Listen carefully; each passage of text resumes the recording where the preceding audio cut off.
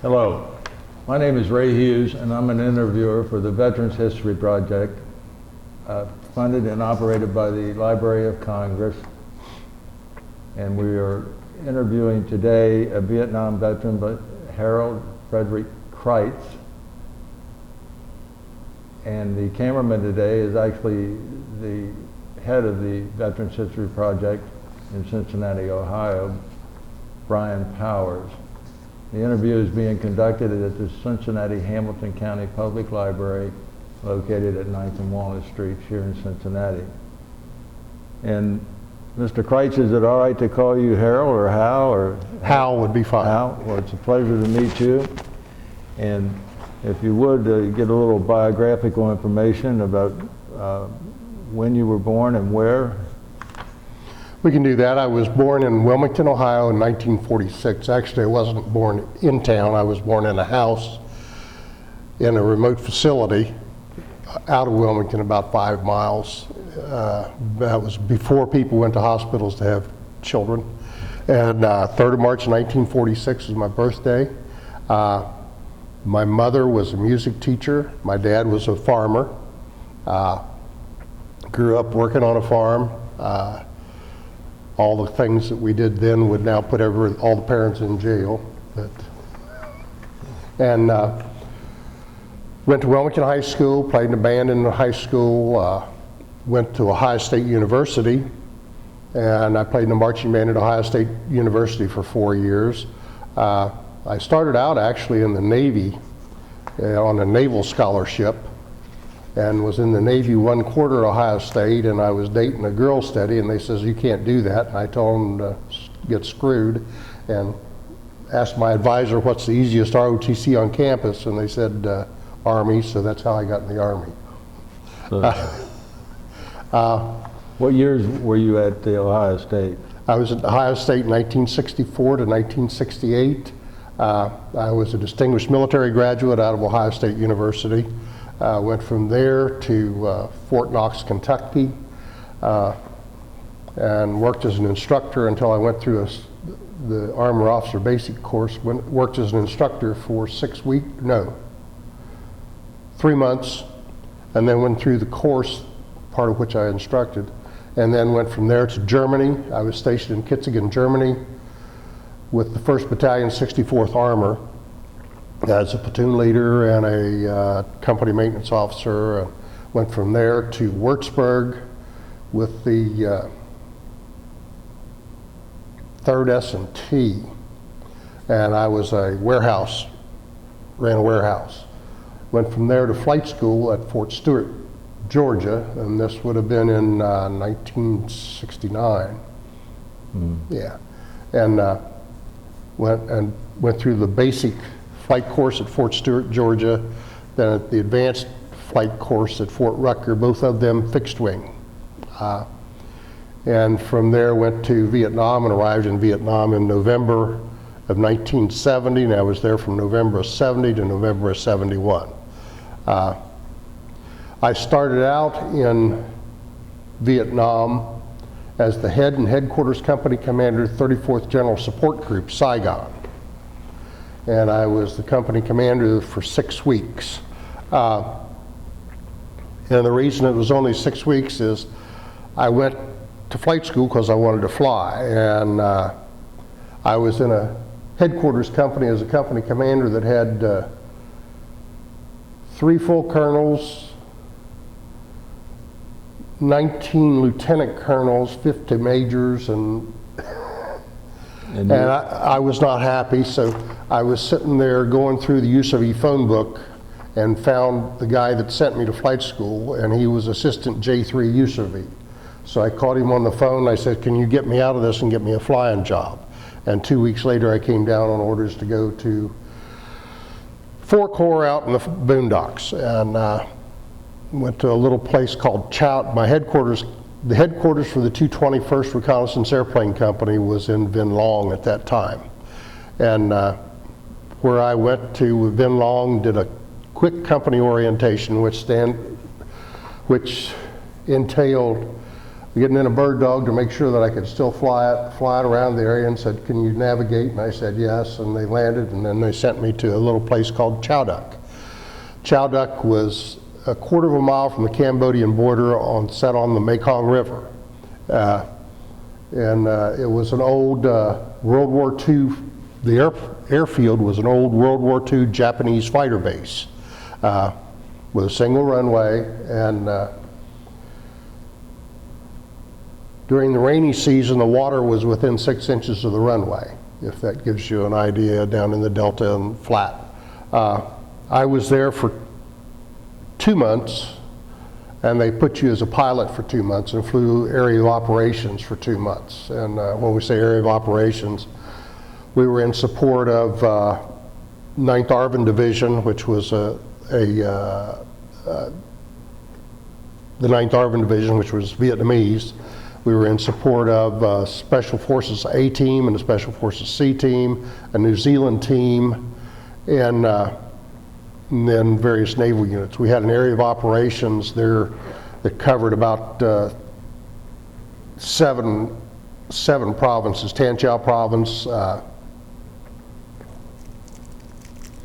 and it just left. Anyway, from the Mekong south to the Seven Sisters, which were and then from there up to the Parrot's Beak was the area that we covered. We registered artillery, we directed artillery, we did airstrikes, depending on what was needed. After 2 months, 3 months as a pilot, then I was a captain at that time. I went to Chilang, and Chilang was a ARVN training camp set at the base of Nui Kodo, which was one of the 7 religious mountains in the Delta. And when we say mountains, it doesn't really sound like much of a mountain. It was 4,000 feet tall. But when it goes from sea level to 4,000 feet, it looks like a pretty good sized mountain. And I had the honor of having the highest airfield in the Delta at 22 feet above sea level. So I was an airfield commander, and we had and I was an aviation section commander. Our platoon headquarters was actually at Kowloon, and I would see the platoon leader, maybe once a month, and see my company commander maybe once every other month. He didn't like to come out there because he got shot at every time he landed. So we sat at the base of the Nui Kodo, and when we had a runway there, but when we say runway, we flew off of a solid steel planking runway. There was no actual concrete. It was just solid steel planking laid down on the ground, and a 123, if you're an Air Force guy, a 123 would disappear on the other end. You couldn't tell he was there. And we were a base for helicopter refueling. And I had lived with a MAC-V team, in both locations were MAC-V teams. There were only 22 US where I was at, the rest were Vietnamese. We lived in an old French villa inside the Vietnamese compound. Living conditions weren't bad. We didn't have air conditioning, but the comm bunker was air conditioned, which also we made the bar, and so that made it very convenient. We had an air conditioned bar. The daily missions that we had, I had a pilot. First of all, again, I was a section leader. I had 3 aircraft attached to me that had their own area of operations. One of them was on Phu Quoc Island, which we talked about earlier, that sets off the south coast of Thailand, or Cambodia / Vietnam. And then I had one at Chow Duck, and then the other one was with me there at Chilang. I also had 3 aircraft attached for what was then a secret mission. We were covering river convoys that staged at the floating river platform in the Saigon River, or in the Mekong River, out of in Tan Chau province, which was right on the edge of the Cambodian border. And they would take convoys of ocean-going ships from, stage them there, and then we would fly continuous air cover until they got to Phnom Penh. And once at Phnom Penh and offloaded, we'd same cover coming back, because what we didn't want, or what they didn't want, was to have an ocean-going ship sunk in the middle of the river and then the river become unusable or have a big recovery project. Our job as bird dog pilots, and a bird dog is a L-19 Cessna. It's a single engine tail dragger, had an 0470 engine in it. We could do 90 knots going downhill, carried 8 2.75-inch rockets with 22-pound warheads that were for marking targets more than anything else. We carried a series of smoke grenades, and that was about it. The mission in Cambodia was primarily a radio relay mission. The helicopter gunship teams that were covering the river convoys into Cambodia were down low, and they had to communicate with Saigon, so we were a 10,000-foot radio antenna on retrans. In between, the farther we got into Cambodia, we also worked as a briefer for the next incoming flight gunship team. And a gunship team that they were working then consisted of 3 Cobras, 8 Loaches with a CNC, which would be a Huey. And that was the gunship teams that they had.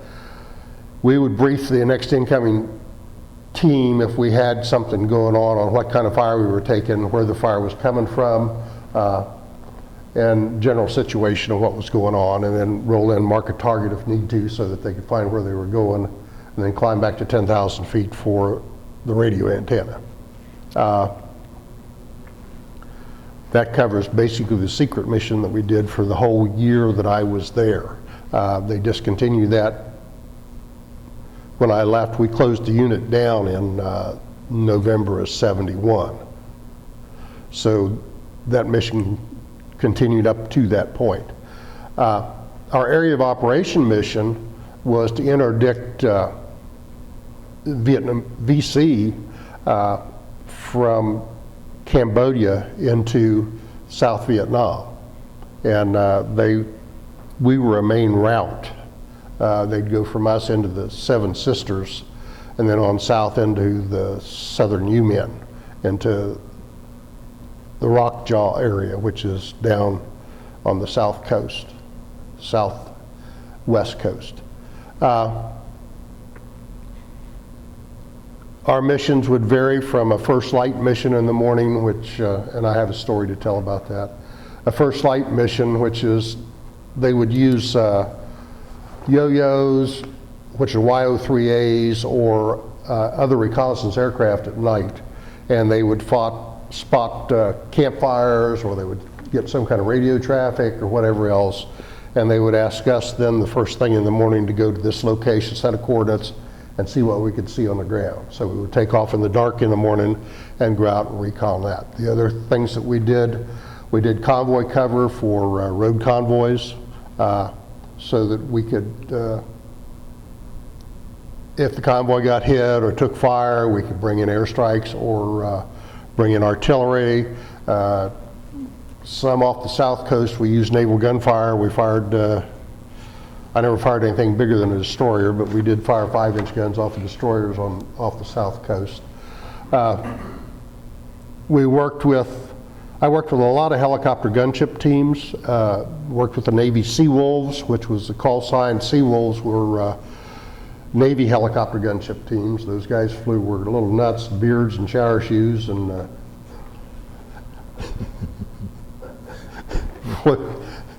flew their helicopters, and good guys and good for close support. I worked with Navy OV-10 Broncos, which their call sign was Black Pony. And a Navy OV-10 carried 5-inch zoomies, 2.75-inch rockets, They had a minigun, and occasionally they would mount a 20 millimeter Gatling gun on it. So it was quite a array of ordnance. Good aircraft for, again, close air support with troops on the ground. We'd get troops in contact, and we would work with the troops on the ground as far as bringing in fighters or OV-10s or whatever. I put in A-7s, I put in OV-10s, I put in helicopter gunship teams to help folks on the ground or to destroy targets that we found, sampans on the river. I was shot down 3 times. I was never on the ground more than 5 minutes. I was working with helicopter gunship teams. Twice I took rounds in the oil pan, and when the oil runs out, the motor doesn't run very long. And once I took a round through the number 6 cylinder. It was a 51 cal round, and same thing, when the cylinder gets destroyed, the motor doesn't run very long. I landed on a rice paddy dike and was picked up immediately, and so never injured. Interesting tour, interesting looking back it was. We did some things that were just, somebody found a set of water skis, and we water skied on the Mekong River behind the MACV boats that we had. You know, they had twin 40s on them. We did that in our spare time. We, lots of fun stories, lots of fun memories, as well as the other kind. Story back to the first station at Chow Duck when I was there. I got there, and we're talking about first light missions earlier. And we were on the far side of the little town of Chow Duck, is where we lived, and again with a MACV team. And the only thing we had to drive was a 10,000-pound rough terrain forklift, and we'd come down through the town in a first light mission, and we could do about 15 mile an hour rolling through this town in the middle of the night, and you'd hear this pop, pop, pop, pop, which was guys shooting at you. And I told my company commander, I said, you know, I'm gonna die, I need a Jeep. And he says, no, you're not authorized to Jeep. And I said, no, I need a Jeep. And so he still didn't say it was authorized. So 2 weeks later, one of the guys I knew in Germany came in a Chinook. And I've got witnesses on this story. So I asked him how much it cost to rent the Chinook. He says, what are you talking about? And I said, I want to rent this Chinook. And I says, you don't need to ask any questions. I just want you to fly to Saigon with my crew chief, and it'll cost you a case of scotch. And it took about, from where we were, about 40 minutes to get to Saigon in a Chinook. And so he went to Saigon, crew chief got out, went to the parking lot with a pair of bolt cutters, clipped the chain, drove the Jeep in the back of the Chinook, and 40 minutes later we had a Jeep. We kept it the whole time I was there. I've got pictures of that with the shotgun painted across the front of it. Company commander asked me where we got the Jeep. I says, oh, some Vietnamese was driving it, we took it away from him. But that's crew chief's a witness. He lives in North Pole, Alaska, as a matter of fact. So those are the fun stories that you remember, I guess. We had, looking back, we were young, and the things that you did then, you think, well, boy, that really wasn't really bright to go out. I was shot at almost every day, not every day, but almost every day. We had, like I said, it was our job to go out and try to find the bad guys. And rules of engagement, I've been shot at as long as 30 minutes over a target waiting on permission to return fire. We had to get permission from both provinces, or 3 provinces. And when we talked about infiltration, the VC were as smart as we were. They would infiltrate down province lines so that when you get clearance to fire, you had to check with 2 or 3 province chiefs before you could return fire. And those rules were hard to take because I had 2 guys wounded in my back seat waiting on permission to return fire. I was never injured. The closest I came, I had the survival radio shot off my side, but that's about as close as I ever want to be.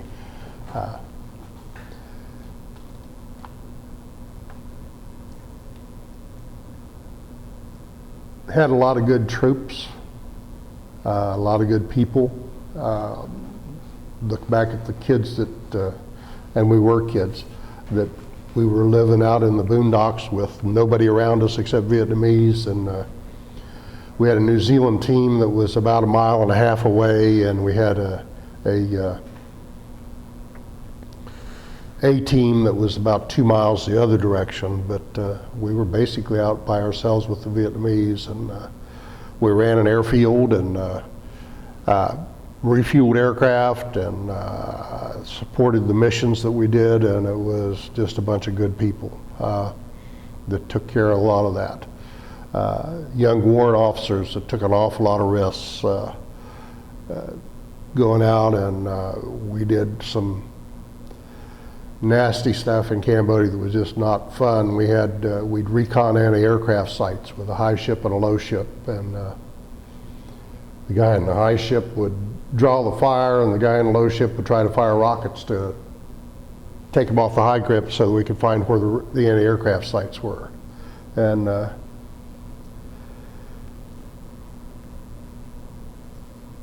I guess that's... Did you work with any special forces teams over there in Cambodia or Laos? No, I did not work with any special forces teams in Cambodia. Again, Cambodia was, the missions I had in Cambodia were basically radio relay, and basically was a 6-month mission covering the river during the rainy season, covering ocean going. What was an ocean going vehicle doing on the Mekong River? They were hauling cargo to resupply Phnom Penh. We're talking cargo ships, big ships. And resupply where? They go from up the Mekong River to Phnom Penh, and offload in Phnom Penh and come back. This map that you have here, this island, what did Phu Quoc Island. Now, what did that mean to you? Was that a... Well, they called it a VCR&R center. And it was a place that we had a general, a Vietnamese general that thought it was important, so we put a pilot down there for him because of that Vietnamese general, and we had one pilot that lived on that island. The disc that I gave you made by Gene, Gene spent a bunch of time on Phu Quoc. I replaced Gene Alexander when I was there. He left the year before. He was there the year before I was. And that's part of Vietnam? It is part of Vietnam, yes. And it's south of Cambodia. South of Cambodia. Did you spend much time on that island yourself? I went down once a month, but I didn't spend a lot of time. It was a good place to go and get lobster and take back to the New Zealanders so that they could fix a lobster dinner for you. And these New Zealander troops, what was their function? Were they? They were there training. The New Zealanders were there working with the 9th ARVN Division, and they were doing a training mission for new troops with the Vietnamese and the Cambodians. And they would get them up to a certain point, and then they'd go take them on actual combat missions and go with them on combat missions. And they were flying also, or no, infantry training? They were infantry. Okay. Strictly infantry. The only unit that we had, the only aviation unit that was stationed there was us. And again, like I said, I had... And where was that at? On this? That would have been at the base of the Seven Sisters here. And what are the Seven Sisters? Right here. See the mountains right here? Yes. Okay.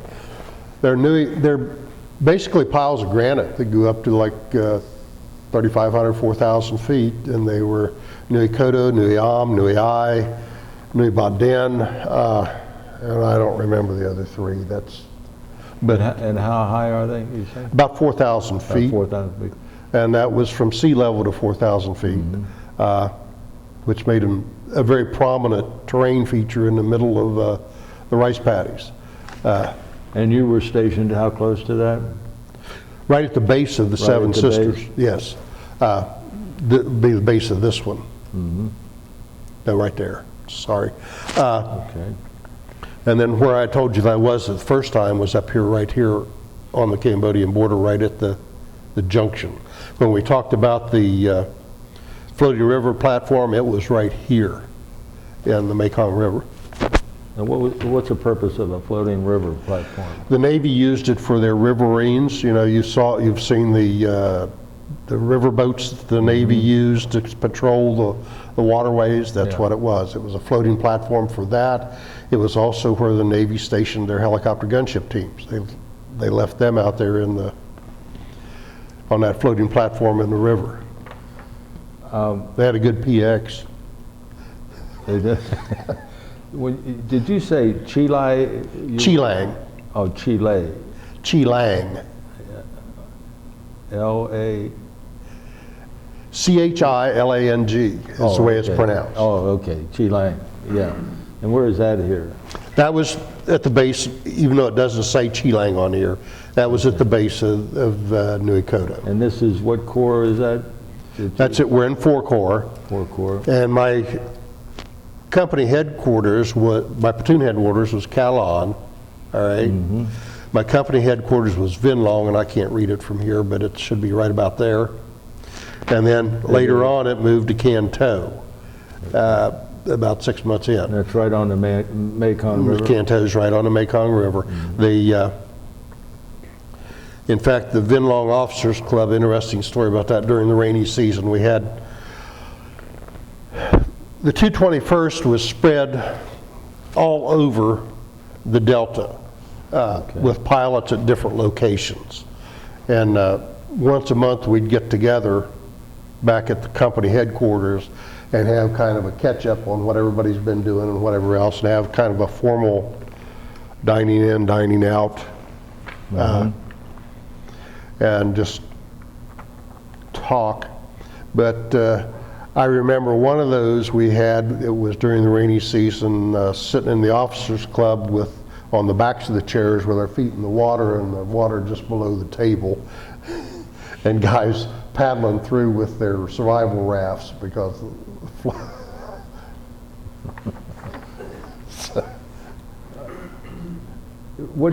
how many people flew in an L-19? 2 or 1. I went out a lot by myself, but we usually had a back seat. I carried a lot of Vietnamese back seats. It was easier to get clearance for fire and for other things if you had a Vietnamese with you. And explain what you meant there about permission to return fire. You did rules of engagement, and you could see a target. I'll give you an example. Maybe you had 7 women carrying mortars, mortar rounds or ammunition. You could see the target, but mostly you couldn't get permission to fire on women. We just didn't do that. But what I'm saying, that's the kind of target you would see, or you would see a target where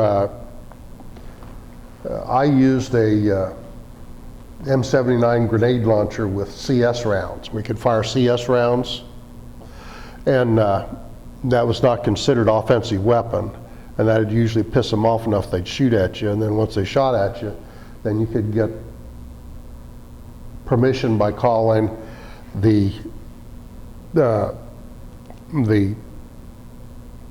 MACV headquarters.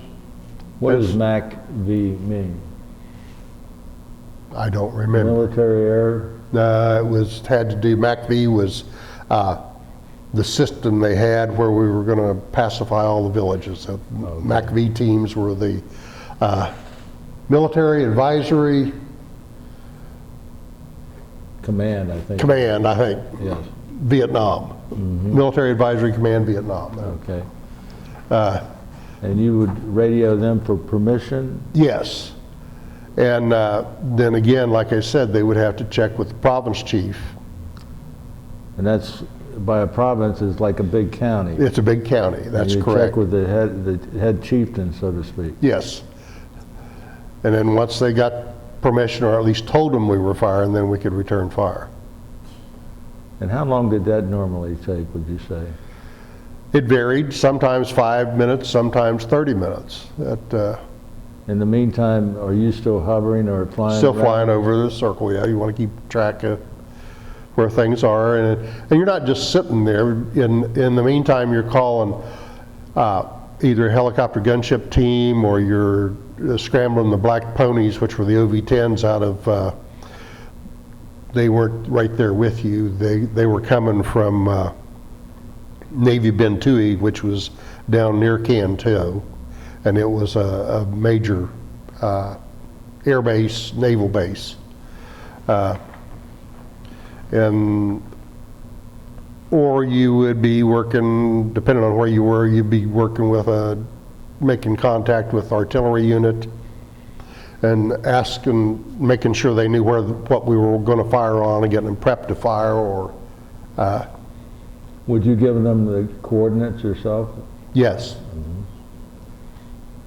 Did you ever work with any of the F-100s? No, I didn't. I worked with A-7s, and I worked with the Vietnamese Air Force, and they flew, I'm not going to get the designation right, it was a Cessna side-by-side jet we used as a trainer, and they converted it to an attack aircraft.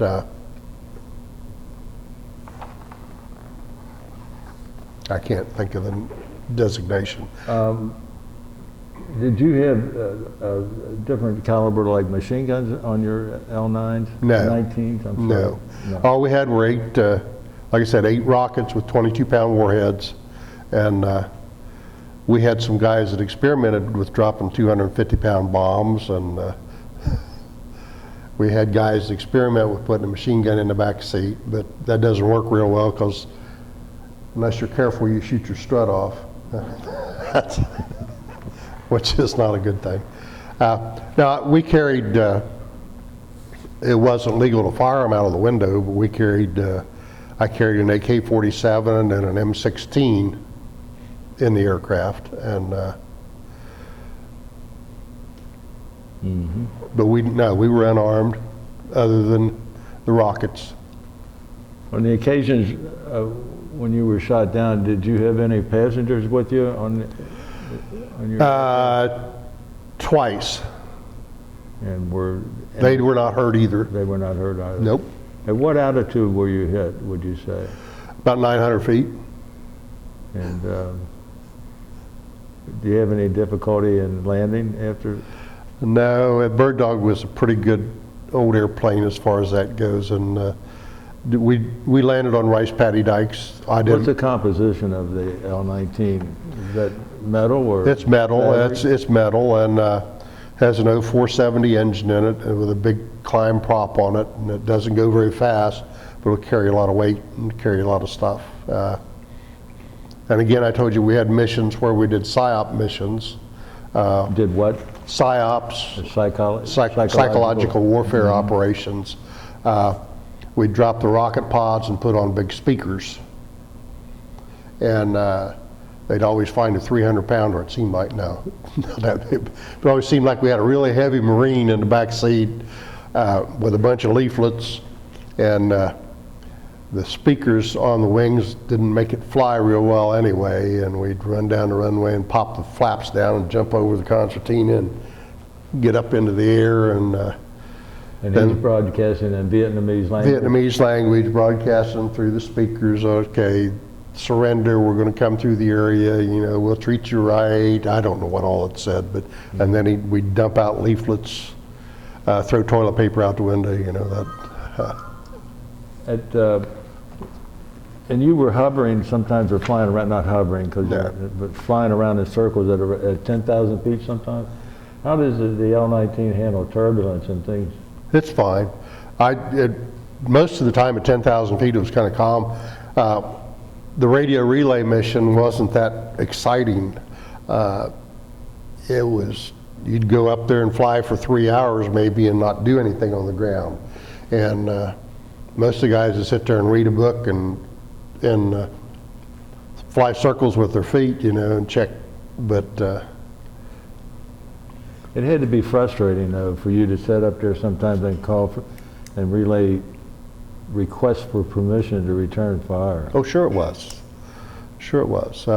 Another interesting story, we had I had one of my, well, two interesting stories come to mind. I had a warrant that had a Vietnamese back seat with him, got permission to return fire, blew up a sampan. They were taking fire off the sampan, and somebody got off and said they were friendly. And of course, it became an issue, so I actually sent him to the United States to be court-martialed. And they did a court-martial proceeding so that, from what I understand with the legal guys, that was so that they couldn't, the Vietnamese government couldn't bring charges against him. Mm-hmm. And so I had one warrant officer that actually got paid TDY to the United States in Vietnam for 2 months and then came back. So that's. And what was the outcome of the? They dismissed the charges, of course, okay. but Yeah. you can't be charged again. Right. Good paper trail, in other words.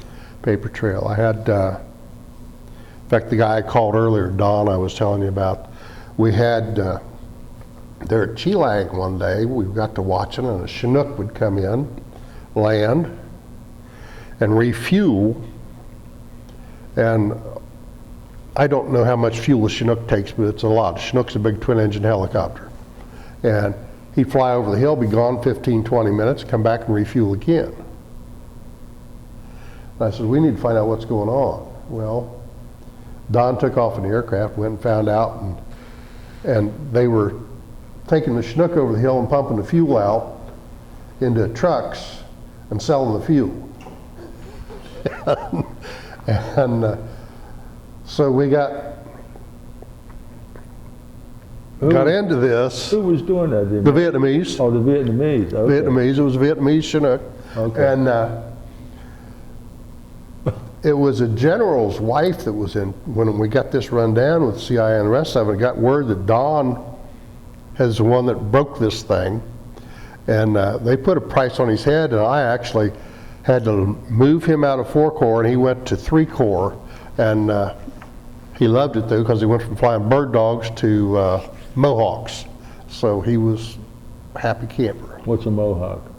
Mohawk is a twin-engine turboprop, 20,000-pound aircraft that can be set up for attack, but in Vietnam it was mostly used for side-looking radar, and they flew at night and did reconnaissance. They were the ones that were picking up radio signals and that kind of thing. Uh-huh.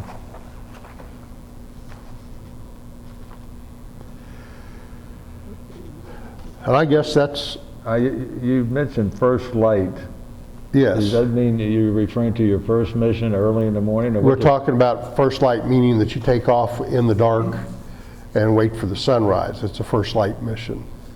And how long could you fly in your patrol? We were 3 hours was a normal mission. We could extend it some, but 3 hours was about our normal.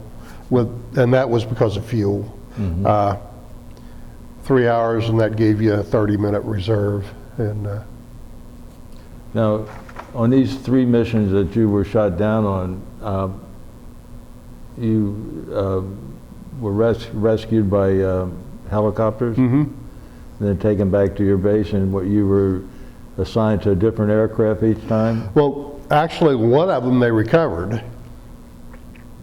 They came in and slung it out.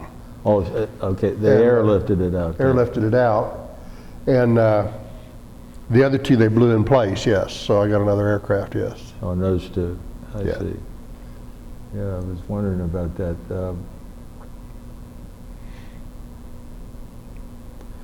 And it was again where we were working with.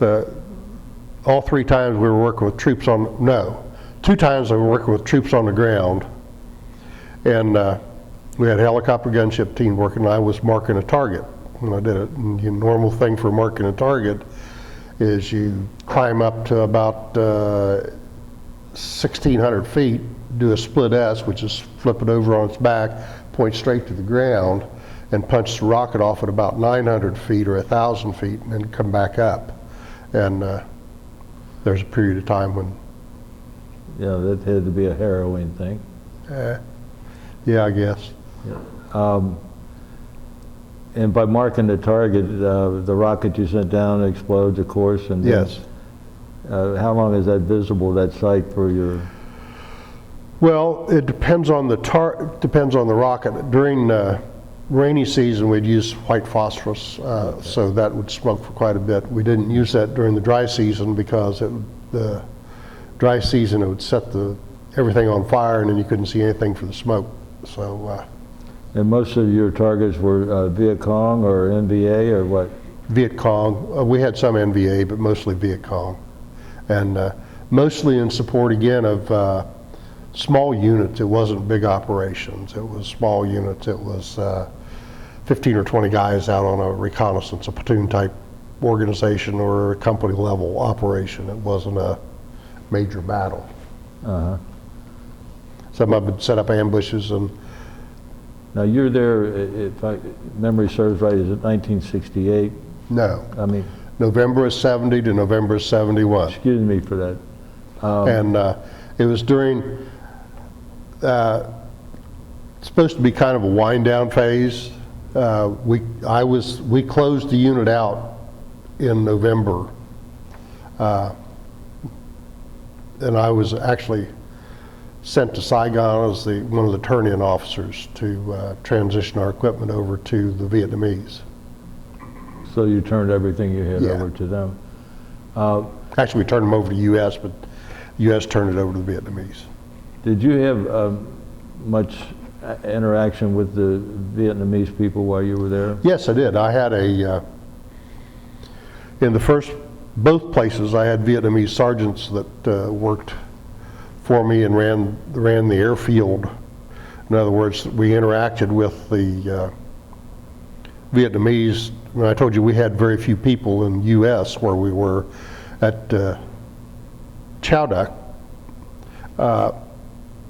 there were only 4 of us at Chow Duck. I had a crew chief, and we had 2 guys that were operated radios, and we were the only 4 out on the airfield. The rest of the airfield was run by a Vietnamese sergeant, and they actually lived on the airfield. They made their house out of 55-gallon gas drums,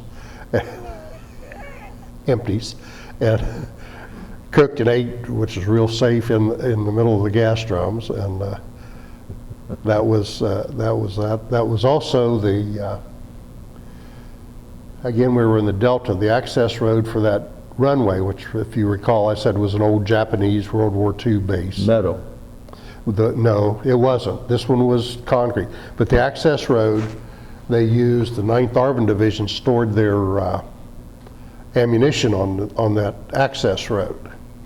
And in between, they'd get out and go up, and you'd see the Vietnamese up there taking rounds apart on top of the ammunition to get the parachutes out. And they eventually blew the ammo dump up once. Have one sad story that happened during that I had a Vietnamese boy that would meet me every day when I'd come back with a warm bottle of Pepsi at the airplane, and they'd fish with hand grenades off the runway because the water was that, and they fished for hand grenades one day, and one of them didn't go off. He went in the water, jumped in the water, and was killed. Excuse me. Wow.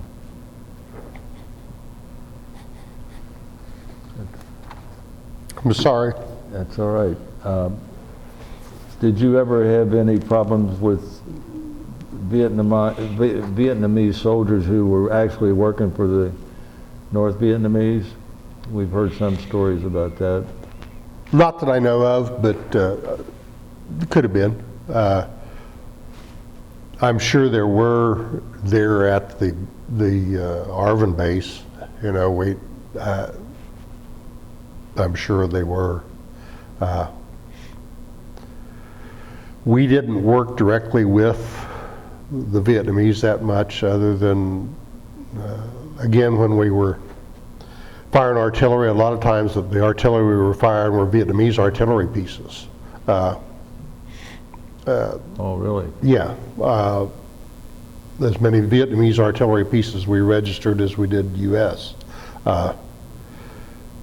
Did you get into the town of Saigon very often?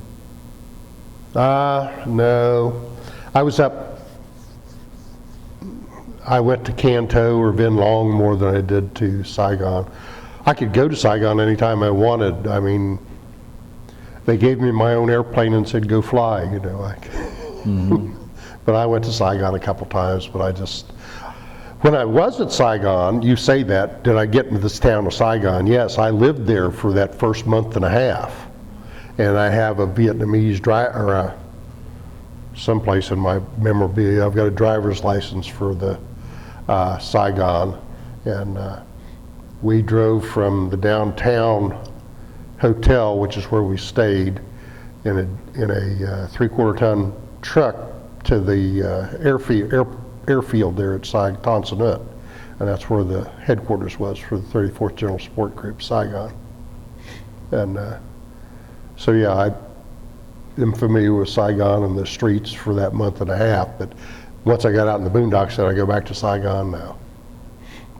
We hear, in some of our interviews, we've heard some both good and bad stories about Saigon during that period of time. Well, Saigon was,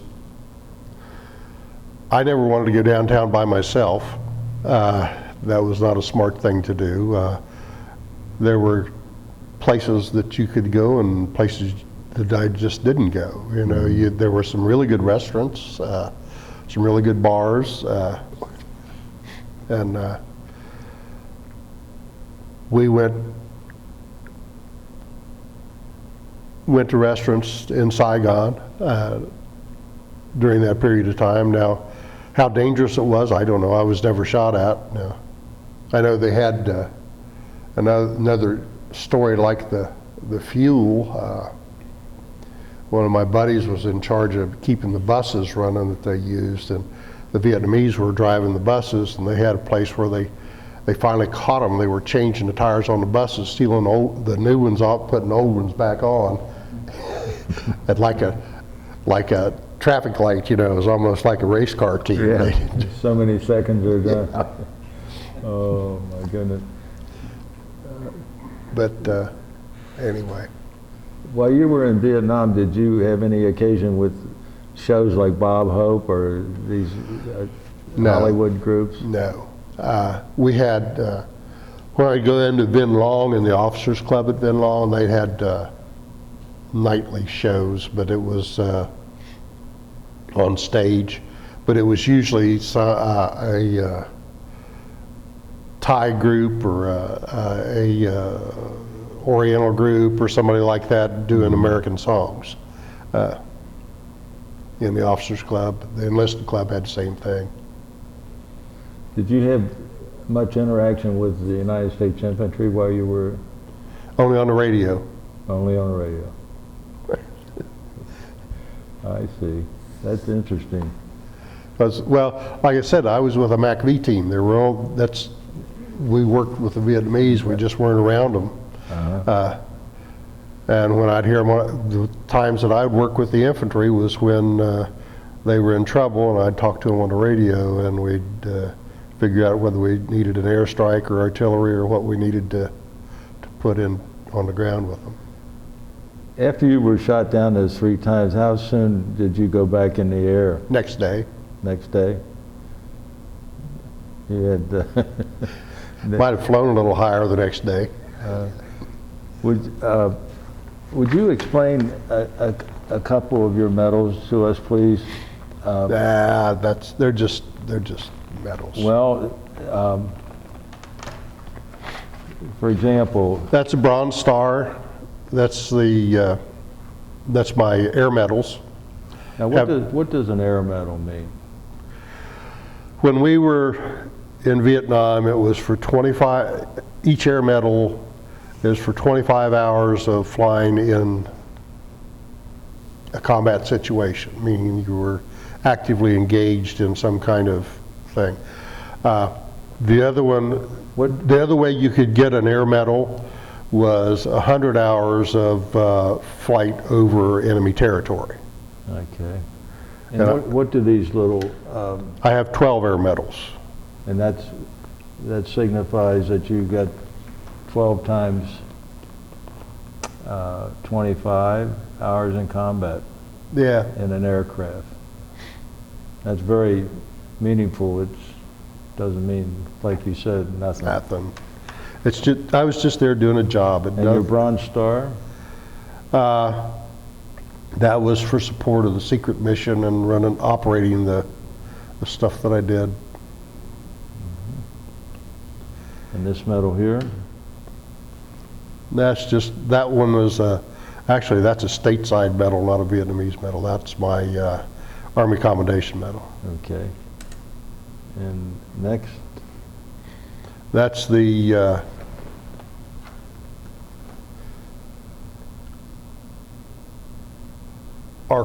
ARCAM, I think. I don't remember that one. I should.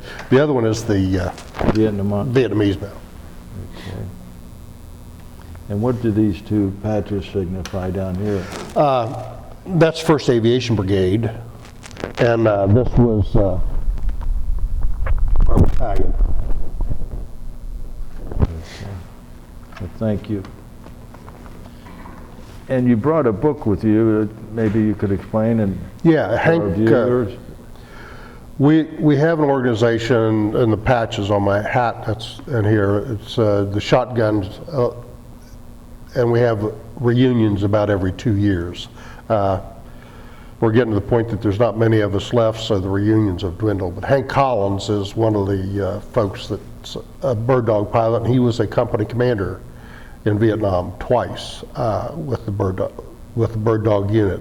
And Hank wrote this book, and it's got a little bit of poetic license, but mostly it tracks pretty much what a bird dog pilot would go through in Vietnam.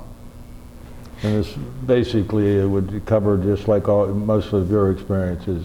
So Yeah, it covered his experiences, and it covered, again, what a bird dog pilot would do and what they did during their tour there. And like, I'm sure that the guys that you've interviewed before, depending on where you were in Vietnam, what time frame you were there, it was a different war. So some of the guys like Hank were back the early part of the war, I was in the later part of the war, and our experiences we've compared are not the same. Mm-hmm. So, you know, What rank were you when you left Vietnam? I was a captain. Captain? That was during the days of almost instant promotions. I was a 2nd lieutenant for a year, a 1st lieutenant for a year, and then made captain. So.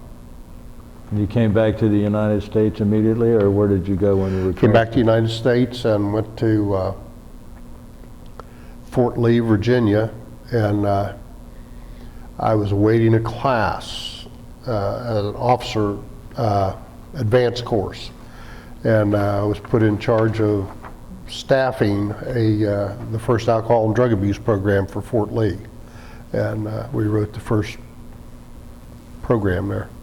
Now, we've also heard that there was a drug problem in Vietnam with American soldiers. There was. And is that what you were going to address in this at Fort Lee? Yeah, what happened was we had kids coming back with $1,000 a day habits because the drugs they were getting in the United States weren't nearly as strong as what they were getting in Vietnam. And they were on heroin and come back and try to get the same. So we set up a program where they had halfway houses, and if they voluntarily came into the program, it wouldn't affect their career. But it wouldn't affect their career if no. they came in voluntarily. Okay. Yeah. Now some of them came in voluntarily, some of them didn't. Success rates then, I don't know how the success rates are now, but we set that program up and we used psychologists and psychiatrists and social workers and that kind of thing, and would isolate those folks and keep them for 6 weeks at that point and then send them back to their unit. but our success rate was 3 to 5%. Just not. Yes, it's a very difficult thing to try to accomplish in 6 weeks at any rate. It is, and It's lifelong. send them back to the same environment. And Yeah. Army, I think, has learned an awful lot. One of the big shocks from Vietnam is, with a lot of the troops, and was with me, is one day you're in Vietnam and you're sleeping with a weapon under your head and you're maybe getting mortared or shot at, and the next day you're walking on the streets at home. And that's not a real good transition. There's a The shock factor. well, there's a an adjustment factor. adjustment time frame, and I think we've learned something from that. Did you encounter any of the animosity when you were back in the States? Yes, when you're from I did. Vietnam? I did, but I just let that go. When you came back, did you come back on a civilian aircraft? Yes, we did. And where'd In fact, we went into California, at San Diego, I think. And one of the things I do remember about that is I flew on one of the first 747s, a TWA, and they still had people walking around telling you all the fancy stuff on the 747. And I think the thing I remember is, and I probably don't have the statistics exactly right, but they said the TWA stripe on a 747 weighed 900 pounds. In paint. In paint. The other thing that I remember is on a 747, you descend 47 feet before you take off if you're sitting in the tail. Mm-hmm. It's deadly. That's it's odd the things you remember, right? Useless information. Sometimes. Brian, would you like to ask a few questions at this time? Sure. So you went to Ohio State? Yes, And so when you were going there, I guess it was the late 60s. yes. But 64 to 68. so you were going to Ohio State when sort of the war was becoming a little unpopular among some of the citizens, I guess the young Yes. college age students. Yes. Was there, since you were in ROTC, were you having problems or encounters at that time out on campus? Not a lot. We wore uniforms on campus by then. And then the other thing is, at that point in time, I think there were around 9,000 Army ROTC cadets on campus. And there were about 2,500 to 3,000 Air Force ROTC cadets on campus.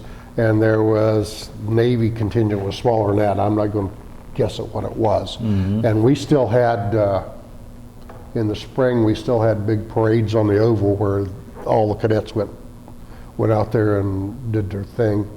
And the last year in 68, I remember getting eggs thrown at us or something, but you know, it wasn't like it was a major riot at that point. I think that may have happened. Did you feel like that you probably were going to go to Vietnam at some point? Well, I knew that. I volunteered for the military when I started that because the ROTC, Dad was a farmer, Mom was a music teacher. ROTC paid you $50 to $75 a month for being in ROTC after you were a sophomore. And fees back then were about $100 a quarter. So that $50 or $75 a month paid a lot towards your education. And it was a big deal. And it was either, everybody was required to do 2 years of ROTC.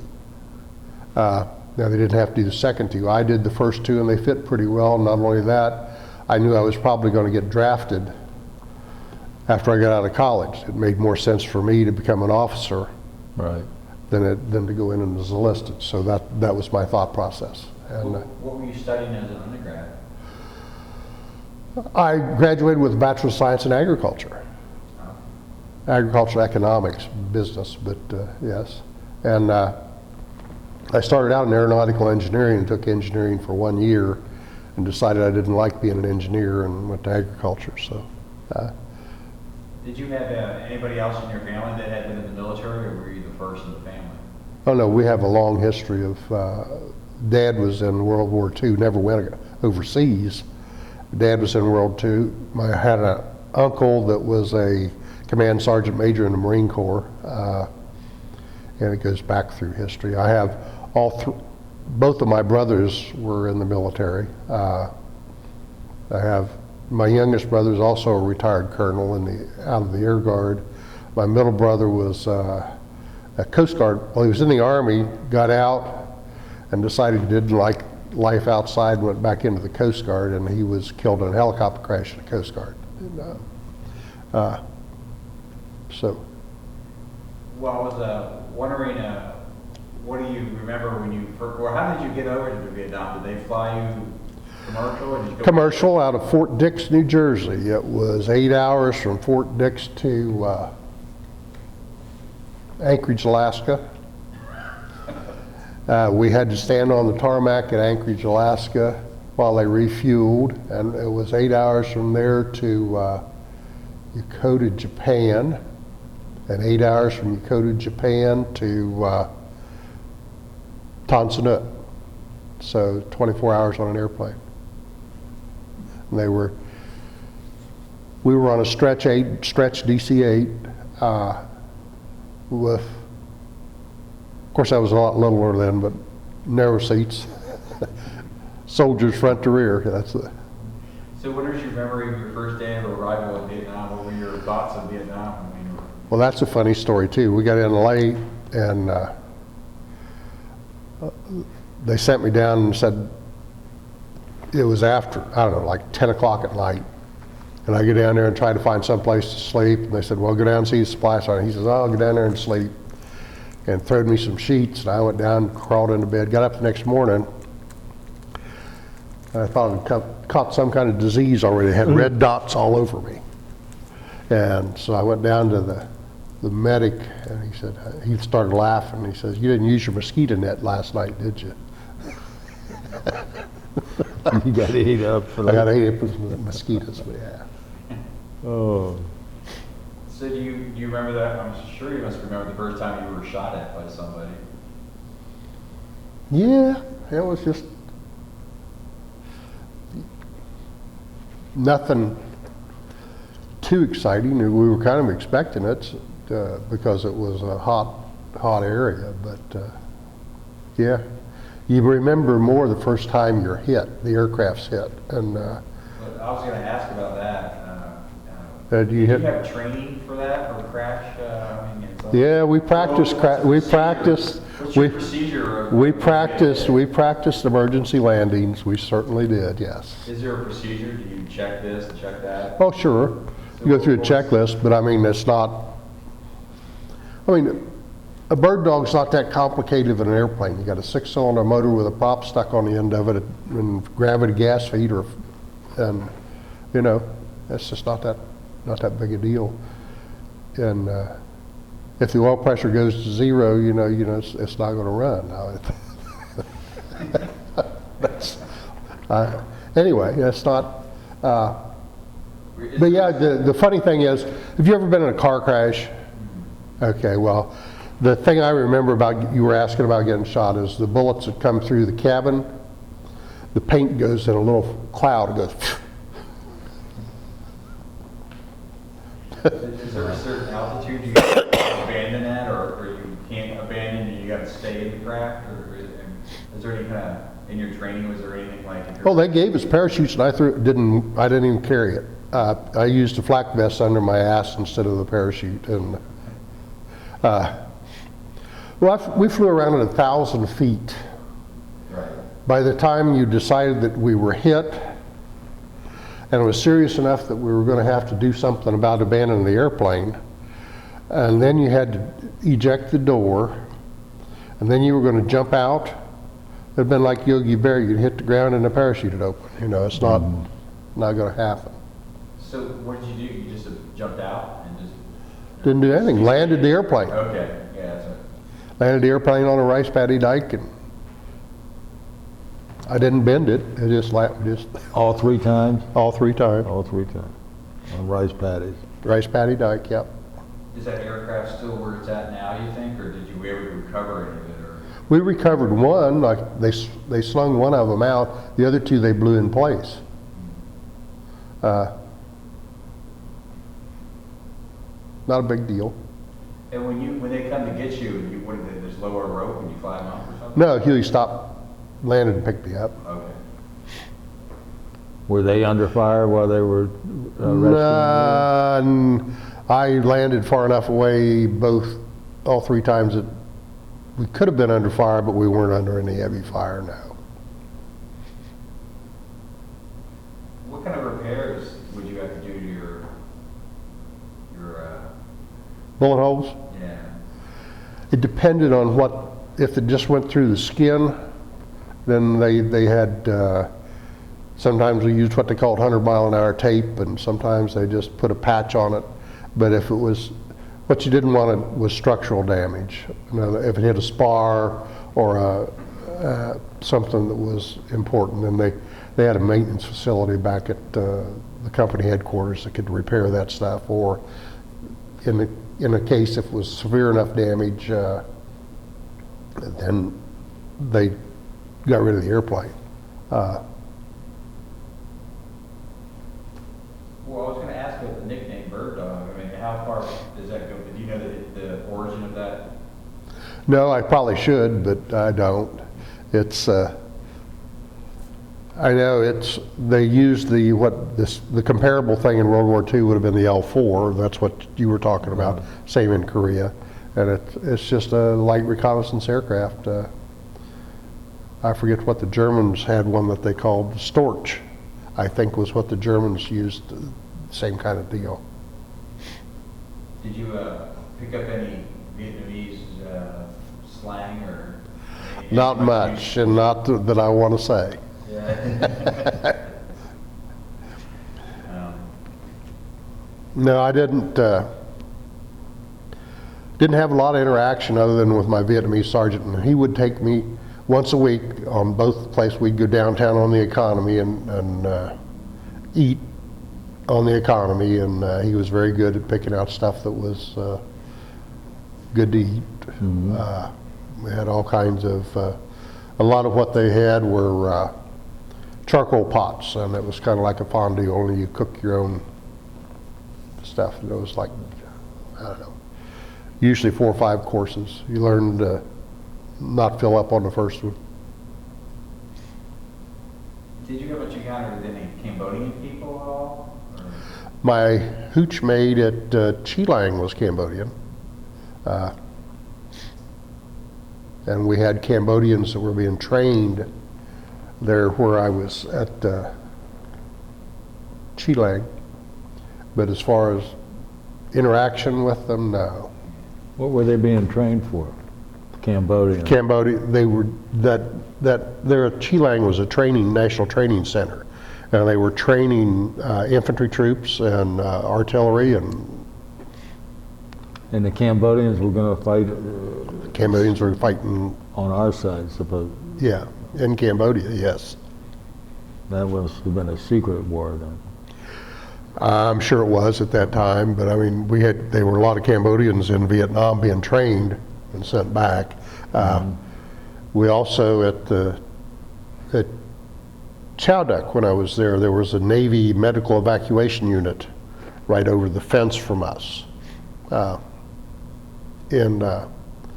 Vietnamese pilots would bring Cambodians back and bring them for medical evacuation. They'd treat them at that Navy military evac hospital. I guess you never got injured or anything, right? You were pretty lucky with the crash. Never got injured. Never got hurt. Like I said, the closest I ever came was I had a survival radio shot off my side, but that was. But maybe there were some other guys that got injured. But what was there like the equivalent of like a MASH unit or something like that out where you were, or was there? No, at Chow Duck it was like a MASH unit. It was where we were. No, we didn't have anything. We had no. You had a first aid kit. Yeah. That's about it. What about water? Actually, they had a big water tank because we lived in a French villa. But the guys up on Nui Kodo, now, we didn't talk much about Nui Kodo, which is where I said the base at Chilang. Right. Okay, we were at the base of the mountain, and we owned the top of the mountain. The Vietnamese owned the middle of the mountain, Viet Cong. And every so often somebody would get pissed or get a wild hair, and they'd shoot holes in the water tank, or they'd send a rocket in. We had the New Zealand team I told you about. They came in with a Caribou, which is the old C-7, and blew a motor on the runway. And they brought a team in to repair the Caribou. They got the old motor off, the new one back on, just about buckled up, and the mortar magnet came, and they ended up blowing the Caribou on the runway. But you didn't have any problem with fresh water, drinking water, potable water? No, it was full of iodine and tasted weird, but it was clean. It was clear. No, as far as compared to an infantry guy or somebody that was on the ground, I lived pretty well. I slept in a bed every night, and could usually come back and have a drink after. And we had movies and whatever else. Now, we were on Sundry Pack, which means that we didn't, what Sundry Pack is, there's no PX or any facility with you, so they send you out a box that's got soap and cigarettes and toothpaste and toothbrushes and combs and. No, we've never heard about that. That's enlightening. Is it? Yeah, I think so. There you are in combat, and they're sending you the comforts of home there, so to speak. Well, it is, because you're so far out, you don't have access to get any of that stuff. So they send what they call Sundry Pack out, and or that's what it was called then. And like I said, that was your cigarettes and your soap and all that kind of stuff was in the Sundry Pack. How well was it to get mail? Did you get? Oh, we got mail all the time, yeah. We would, if we had problems, we'd fly in and get the mail ourselves. Send somebody in to get it, but usually it came in. We had a daily Air Force bird that came in, and unless they had problems, the Air Force bird would come in with mail, sometimes had some critical supplies for the MACV team, sometimes stuff for the New Zealand team, or whatever. But yeah, there was a daily 123 that landed. And so what were the New Zealand troops doing there? they were doing the New Zealand troops were there to help in that Arvin training center. Oh, that's right. They were trainers. Were there other countries other than New Zealand? Was it Australia? Did they send any? There were other countries, but I did not interact with any of them. There were. I know the Koreans had people there, and I know the Australians had people there.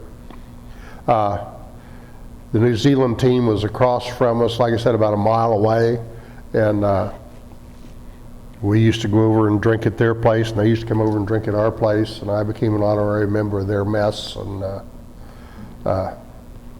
it's interesting. I still write a guy down in New Zealand, Ted Grace. Lives in Auckland. He was a heavy weapons specialist. Well, I don't think I have more questions. Pat, do you have some questions for us? Yeah, a couple. Did you do any rescue missions? Fly any rescue missions? That's one of the reasons I was an honorary member of the New Zealand mess. I carried 3 of their guys out that got wounded in the back of the bird dogs for evacuation, because again, like I said, we didn't have any medical, so I don't know that that's a rescue mission exactly, but it Saved 3 guys. saved 3 guys. We did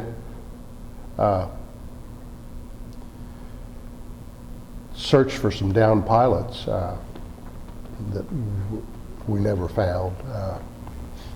We had in the Seven Sisters there was a place we called Death Valley, because again we owned the tops of the mountains and they owned the ones in between. And CIA guy rode with me, and I said they were going to take off and do some reconnaissance and do some other things, and they had a quote quote civilian Huey that they had, and I said, don't fly down through Death Valley at less than 2,500 feet, and that would get him mostly. And I don't know what happened, except that the reason we call it Death Valley, there were 2 caves that they would roll a 51 cal machine gun out and shoot at aircraft with. And no matter how many bombs you dropped on them, Right. didn't make any difference. And we didn't have the troops, or ARVNs didn't go up and take them out. Well, they shot that CIA helicopter down, and we never found we got word that they were escorting these guys through the villages, but we never found them. So. You talked about a crew chief that went up to the North Pole, Alaska. Was his name Santa Claus? No, well, could be. Casey. Casey,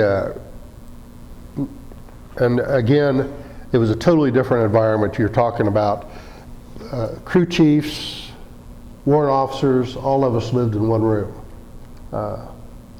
We didn't have where officers were over here and separate quarters. No, we were all together. And so we became real close friends, and your crew chief was a real close friend anyway, because guess what? He's taking care of your airplane. And the crew chiefs did a lot of flying with us, and helped us with smoke grenades out of the back, and helped us with communication and a whole bunch of other stuff. But Casey, as you sit around talking, he said, well, he was born in Alaska and raised from Alaska. And I said, well, isn't it colder in hell? He says, no, I was never cold. And finally one night we got out of him what cold was. Cold's being frostbit. He'd never been frostbit. And Casey got out of the service, and I lost track with him for years, and finally found him after the internet became available, is the way I ran onto. And he was he was a teamster, and basically what you call an ice road trucker. Mm-hmm. And did that for years, retired, and he's lives just out of North Pole, Alaska, on a little lake. He's got 3 Super Cubs, 2 up, 1 on skis, 1 on floats, and 1 he's working on. And he flies people in and out of Wow. they don my warrant officer, Don Donahue, stayed in the service for 28 years, flew helicopters the whole time. After he got out of bird dogs, he flew helicopters, and then when he retired from there, he flew civilian medevac, and he retired 4 or 5 years ago. So Tim Brinkerhoff was another of the crew chiefs. We called him Tiny. He was probably 90 pounds soaking wet and about 5'4". And Tiny would come out, and he'd have on this big vest with all these M16 magazines in it and his rifle, and could hardly get up in the airplane to sit in the back seat. But that was. And Tiny went to selling helicopters after he got out of the service. He stayed. He did 3 tours, 2 of them back to back, then went to Special Forces, came back, and then got out of the service and went to selling helicopters for a business. So. You talked about in that Chinook that they flew over the mountain and they were offloading the fuel. Who were the Vietnamese selling that fuel to? Vietnamese. What kind of? They burned it. It was J.P. Ford. Vietnamese army? Yeah, no, just Vietnamese people, army. Yeah, it was the Vietnamese army that was stealing it. Well, what were the Vietnamese We were losing, when, in Four Corps, when I was there, they were losing 1 million gallons of fuel a month through pilferage. They would sell it to people to run their motorcycles. The with, or- Sicalos, they cooked their cook fires with it. They did all kinds of, it just, And then how about the tires? Were they doing the same thing with tires? had no idea what they did with the tires. I just know it was one of the things that was, you Well- talked to the guy that was, Who was it that had a price on Don's head?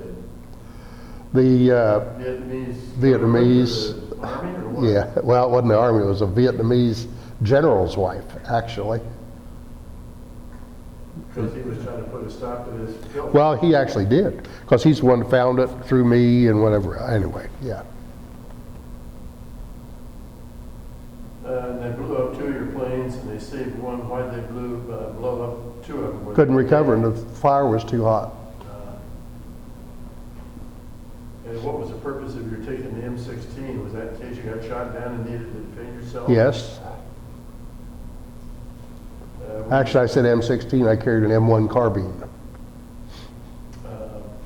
30 caliber, I guess. Yeah. What? What'd you do when you came back to the States? What was your occupation? Farmer? How many acres? You still farm now? No. I farmed until 1993. How big a farm did you have? We had 1,500 acres of crops. I had 100 sow farrow to finish operation, a 50 cow beef herd. We had a 10,000 square foot greenhouse, and we did 8 acres of vegetables and 22 acres of sweet corn, and other than that, we didn't do anything. What kind of help did you have doing all that? Well, a lot of family and hired help during peak seasons, yes. And then in 93, my wife got some health problems, and so I went to work at ABX Air for the health insurance.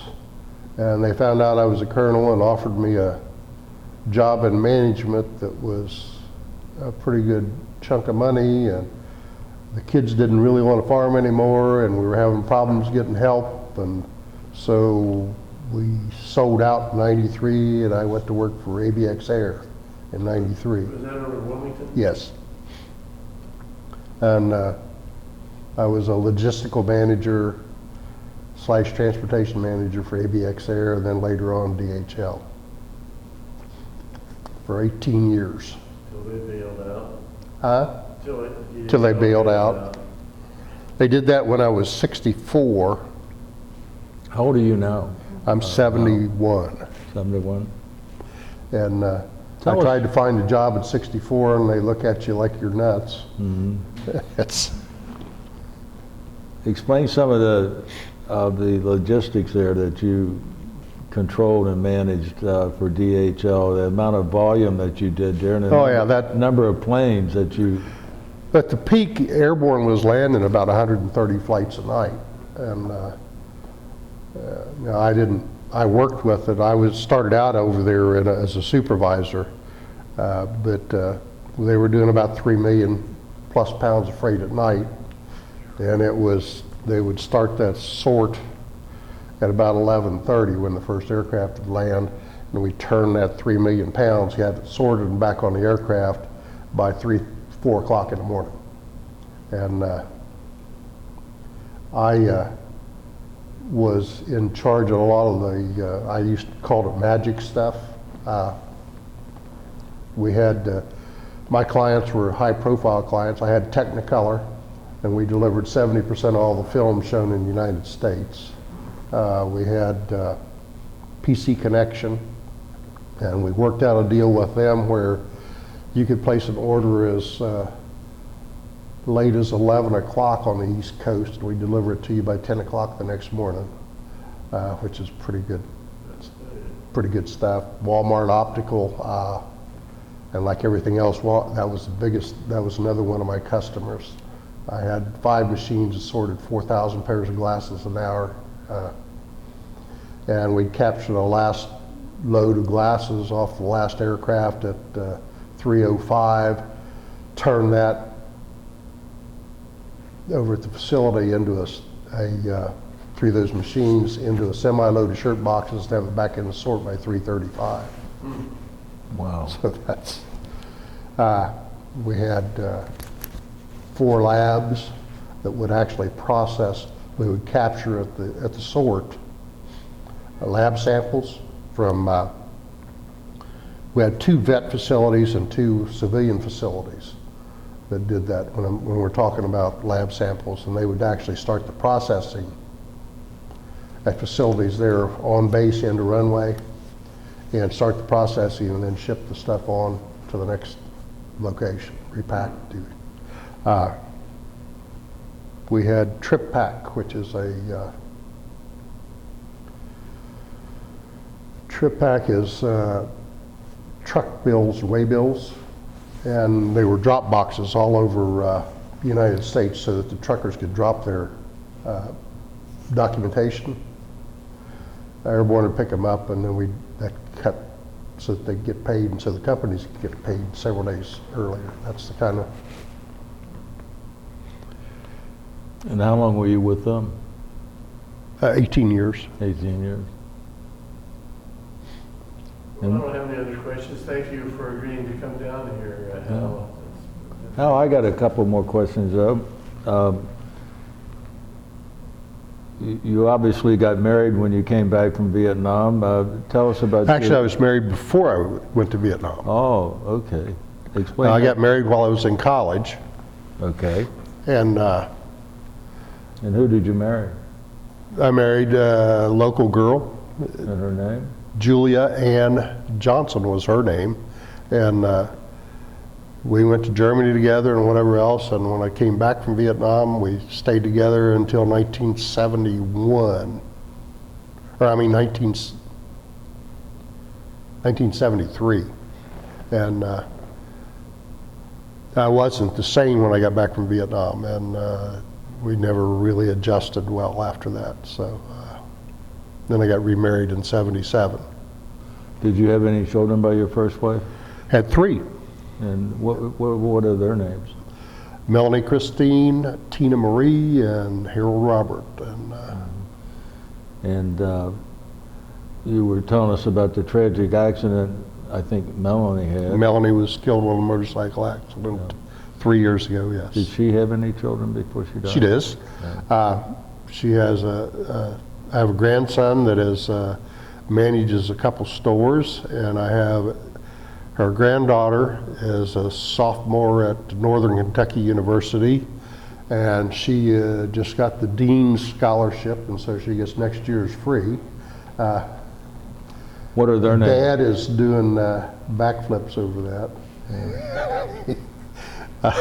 What were Melanie's children's names? Tynan and Shaylee.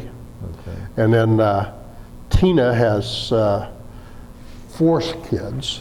We have he's one in the Air Force, and he's out in Colorado. He's a Sergeant E5, and he's a ammunition specialist for A-10s. Oh. We have a granddaughter named Ashley, and she is at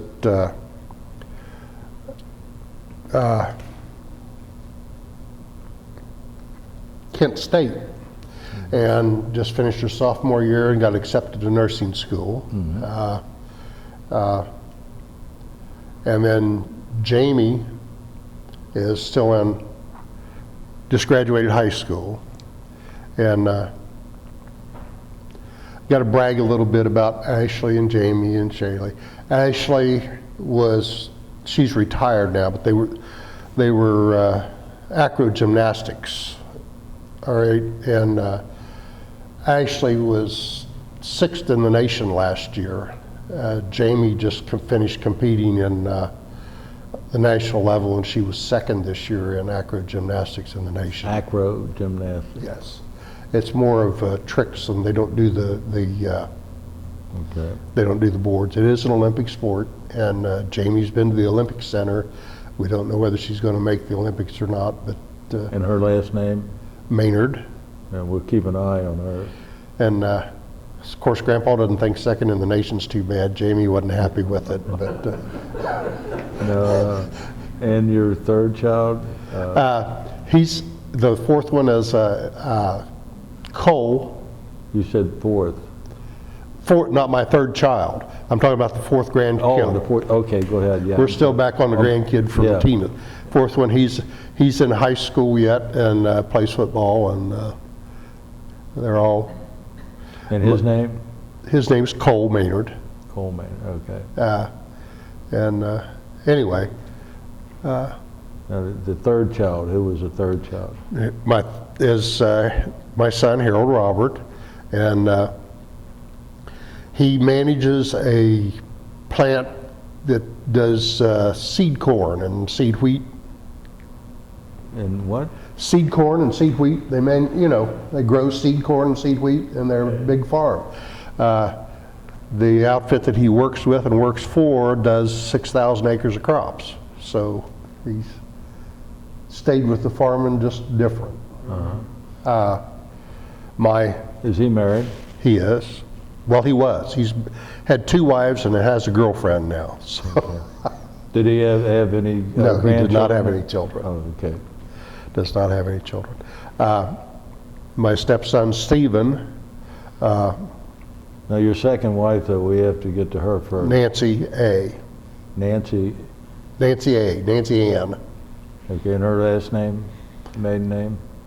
was small, Small, okay. and she's got 2 children, Stephen and Catherine. And Stephen he farms 1,200 acres. He has 4 trucks and a trucking company, and he builds pontoon boats, manufactures pontoon boats. Other than that, the kid doesn't do anything. And Catherine is, and Stephen has a son, Hunter, and he's 14. Hell of a baseball player. Catherine is Nancy's daughter, and she has 2 children, and Tanner just graduated from high school, and Samuel is 12. So that's the kids and the grandkids. Yeah. Well, it sounds like you've had a rich, rewarding life. I have been very blessed. I have not missed many of the gold rings that went around, and I'm still living the dream. I've got a houseboat on Lake Norris. I've got a jet ski. I've got a wonderful family. I don't know what else you could ask for. Is there any? I don't own an airplane anymore. My brother has got an airplane. We used to own airplanes, and I can't pass the physical anymore, so I just kind of. Do you fellows have any other questions? I just have one question. You mentioned you guys would have reunions every 2 years? Yes. But it seems like there's less guys, and we don't. Well, we're actually, they're calling this one in September a non-reunion because it's not planned a lot of deep. What do? We get together and swap war stories more than anything else, but we've got the International Bird Dog Association usually brings in some airplanes. We got some other guys that manage to bring in some Hueys, and so we go out to the airplane and go fly or ride around in bird dogs and ride around in Hueys and goof off for a couple, 3 days. This next one's in San Antonio, so. Well, some of the Vietnam guys that we've talked to, they've talked about a lot of their people that they served with are gone, like heart attacks and cancer. Oh, yeah. Have you experienced that too? Oh yes, oh yes. A lot of our group has died. Agent Orange was hard on a lot of them. I've got Agent Orange related diabetes. Now explain that to us, if you would, please. You were flying in the areas where they had sprayed it, or Lived in the areas where they sprayed it. lived in the areas? Because the mountains, they used Agent Orange to defoliate a lot of that area so that they could find booby traps. Mm-hmm. We also used, I didn't tell you about that, we also used, that one was always kind of fun. They would take Chinooks and sling load 55-gallon drums of napalm and drop them down the side of the mountain. Then I'd roll in with a rocket and set them all off. It was a big, and we do that so that they burn the booby traps up so the guys could go up the mountain. Right, at Seven Sisters Lake, for example? Huh? Like at Seven Sisters, for Yeah. example? Okay, Yeah. yeah. You've covered a lot for us, but I get the feeling that there's a lot more that you Just, didn't come to mind, or some things that you just didn't want to share, but it's just, we're tickled, though. you know, I got all kinds of stories, but it just, Your reunion will be when in San Antonio? yes, and it's in, I don't remember, it's in September sometime, yeah. Yeah. I did want to, you brought this out, we Yes. didn't look at that, Yes, and that's, but this was initiated, I didn't know that till you told me. This was initiated in World War II. This is what's called a blood chit. And we carried those in case you went down in enemy territory. And it's written in several languages and offers a $10,000 reward for the return of an American pilot safe. and those stains? That's my sweat. Yes, did you get a good shot of that? It's interesting here. I'd like to just tell you about some of the languages it's written in. It's written in Burmese, Thai, Laotian, Cambodian, Vietnamese, Malayan, Indonesian, Tagalog, Visayan, French, and Dutch, Chinese, and incidentally English.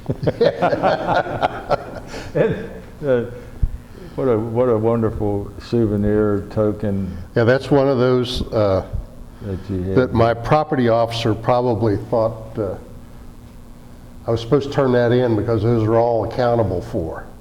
And I got home and it was in my suitcase. How it got there, I don't know, don't remember. It just was. It's not something I intentionally took. It just And what was is- in there. What is this?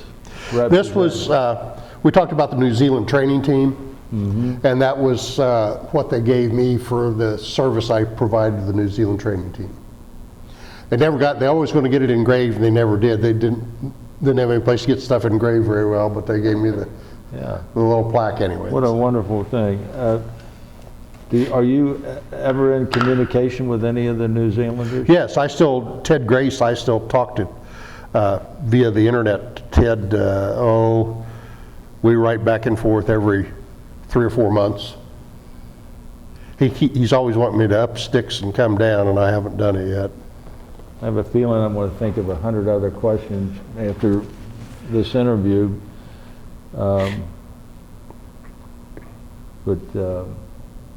And you know, I've got, I didn't bring any weapons. I didn't figure that was probably a good thing to bring into the Cincinnati Library, but I've got a Chi-Com, and I've got a Russian pistol, and a SKS that were all captured weapons. So. Well, if you fellows don't have any other questions, I am reluctant to close this interview because it's been so interesting, but at this point, I want to say it's been a pleasure and an honor to meet you, and I want to thank you You're for very your welcome. service to our country. Howard. Very welcome. Thank you so much.